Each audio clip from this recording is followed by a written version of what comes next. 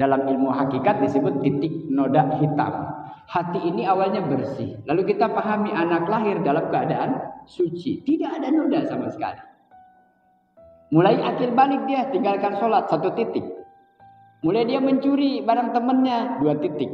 Mulai dia maksiat yang lain 3 titik. Kalau itu di usia-usia terus bertambah berbulan bertahun, noda itu semakin gelap, pekat, hitam, gosong. Lama-lama hitam. Nah, kalau sudah gelap, tidak ada pancaran iman, orang yang ditanamkan rasa cinta, mahabbah kepada Allah adalah tidak Allah halangi dari cintanya kepada Allah. Tidak terhalang cintanya. Dan cirinya orang yang tidak terhalang kepada Allah, dia selalu ada upaya. Meskipun belum bisa istiqomah dengan benar. Cirinya orang yang terhalang dari cintanya Allah adalah la fi'la, tidak berbuat. Wala mahabbata, tidak ada rasa cinta apalagi rindu. Kangen tuh kalau dalam bahasa tasawuf, orang biasa ibadah, habis sholat subuh nih, dia selalu berharap, ya Allah mudah-mudahan ntar bisa sholat zuhur. Itu ada harapan tuh. Habis sholat zuhur, ya Allah mudah-mudahan sehat, nanti asar saya bisa sholat. Kan udah cinta terus rindu, pengen ketemu terus. Kangen yasinan nih. Jadi baru juga hari Sabtu udah pengen ketemu, malam Jumat pengen yasinan lagi tuh. Kangen tuh ada. La fi'la, orang yang terhijab dari cintanya kepada Allah, yang pertama tandanya adalah dia tidak mengamalkan, tidak ada motivasi, tidak ada rasa cinta. Dan yang paling parah, la azma, bahkan rencana aja nggak punya. Insya Allah Pak, saya nanti mulai malam nanti mau istiqomah berjamaah. Itu nggak ada rencana itu.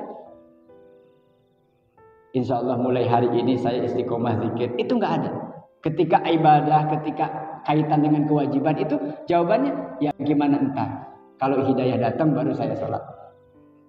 Pertanyaannya hidayahnya kapan datang?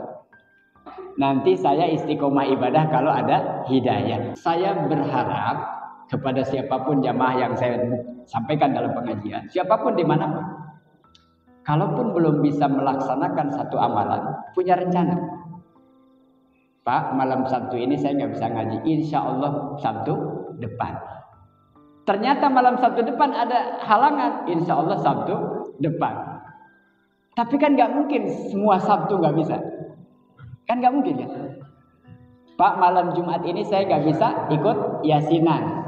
Karena baru pulang kerja, belum sempat mandi, belum sempat. Insya Allah malam Jumat depan. Harus loh. Itu tanda terakhir tuh. Kalau rencana saja udah nggak ada, berarti itu yang disebut mahjub, tertutup. Tidak hanya mata, tapi hati. Sudah mulai pekat gara-gara tadi. Yang Sabtu kemarin nggak bisa, Sabtu ini bisa, Jumat depannya bisa. Harus. Yang paling penting berapa kali kita bangun lagi, bangkit di saat jatuh. Mau, ntar nggak mau, kapan mau kerjakan. Andai tadi iman yang level, kelas, tingkatan yang pertama adalah taklid, kita semua nih ikut-ikutan.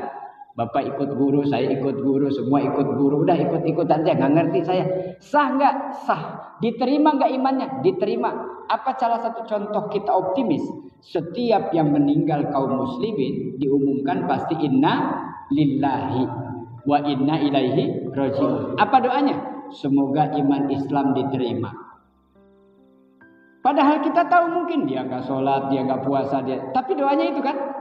Ada nggak ada orang tetangga saudara ada yang meninggal, mudah-mudahan diazab, mudah-mudahan gara-gara, jangan, nggak boleh. Mudah-mudahan disiksa seberat-beratnya, jangan. Khususan kita, semoga imannya diterima. Terima saja dulu imannya ya Allah. Meskipun saya tahu dia dulu begini, dia dulu. Ya Allah tolong terima ya iman Islamnya, ampuni dosa-dosanya. Bisa nggak Allah ampuni itu dosa-dosa? Bisa. Allah terima imannya orang, bisa meskipun dosanya banyak.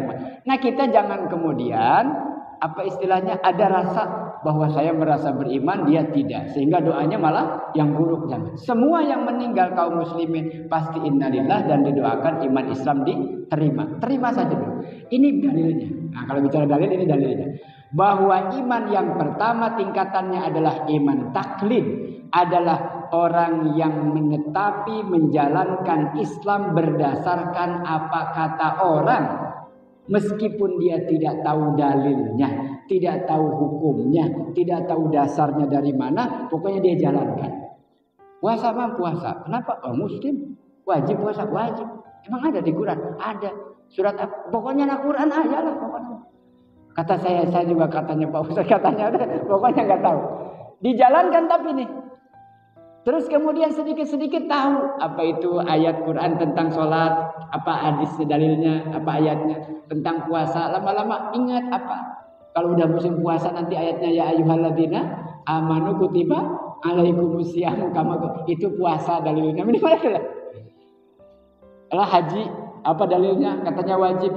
Nah intinya yang pertama tingkatan iman adalah iman taklid, dan itu sah hukumnya serta ada disematkan maksiat jika meninggalkan belajar. Meninggalkan, udah bahasa saya mah ngaji, karena soal agama kan ngaji. Belajar nanti belajar tukang, belajar nyupir, belajar ngaji itu ya belajar agama maksudnya. Selagi ada termasuk teknis, rutinan ngajinya ada yang seminggu sekali, nggak bisa seminggu sekali, sebulan sekali, minimal ketika ada maulid juga ikut hadir ngaji. Artinya itu ada upaya. Jangan sampai nggak punya rencana apa-apa, padahal dalam hal lain direncanakan jauh-jauh hari, rencana liburan, rencana main, rencana apa sudah. Ai al-istidlal, maksudnya bitarkin nadri adalah al-istidlal, dia tidak mencari dalilnya karena tidak tahu, dia nggak belajar nih, nggak nyari. Coba Pak, gimana sih sholat yang benar, puasa yang benar, belajar agama yang benar? Enggak ada kepedulian. Itu termasuk yang tadi ma'al isyan. In kana qadiran 'ala dalil. Dan itu yang pertama. Bisa dipahami ya, tingkatan iman itu ada 5. Yang pertama taklid. Kita nih taklid nih, tapi kalau belajar berarti tidak maksiat. Yang maksiat mah tadi yang sudah taklid tapi nggak ada belajar. Kalau tidak ada upaya cari tahu berarti tidak ada peningkatan. Tetap aja imannya iman taklid. Dulunya saya nggak ngerti. Nah sekarang mulai ngerti setelah ngaji. Lalu tiba-tiba ketika ditanya orang, saya tahu dalil. Oh, berarti ada naik dikit lah. Naik tangga kan? Itu maksudnya.